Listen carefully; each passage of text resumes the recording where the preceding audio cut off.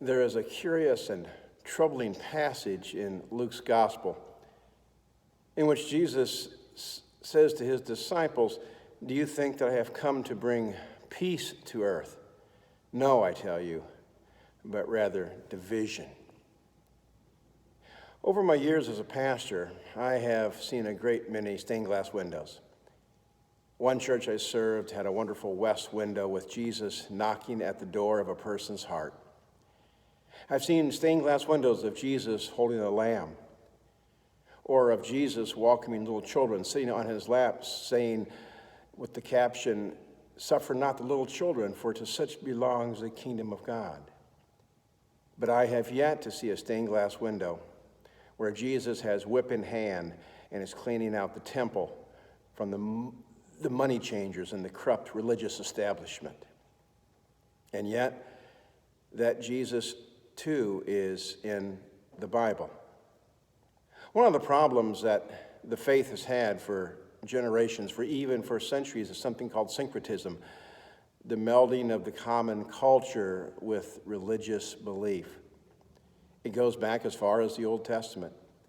Part of the story of the golden calf, when Jesus came down off the mount with the Ten Commandments in hand, is that those left behind had made a golden calf, which was a symbol of the Baal, the Canaanite fertility god. They were worshiping a fertility god instead of the God that had brought them out of the chains of Egyptian slavery.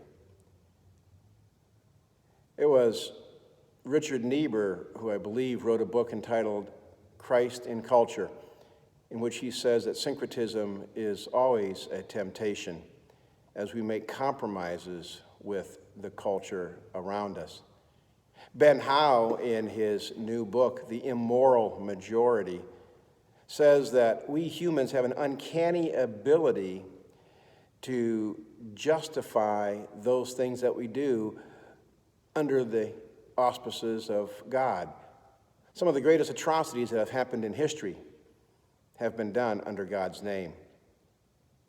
And I'm sure that when these things happen, God weeps.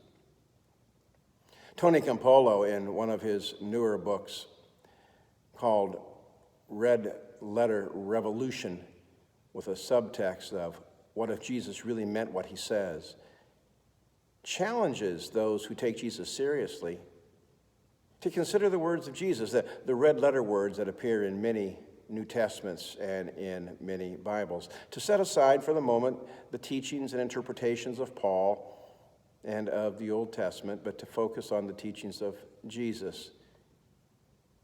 Did Jesus really mean that we should love our enemies?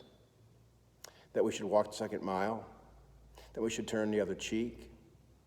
That we should pray for those who persecute us? Just think what a difference this world would be if Christians took these words of Jesus seriously. I believe that Campolo, although he does not use the words, wants us to be like the French underground, battling the forces of evil that is in their midst.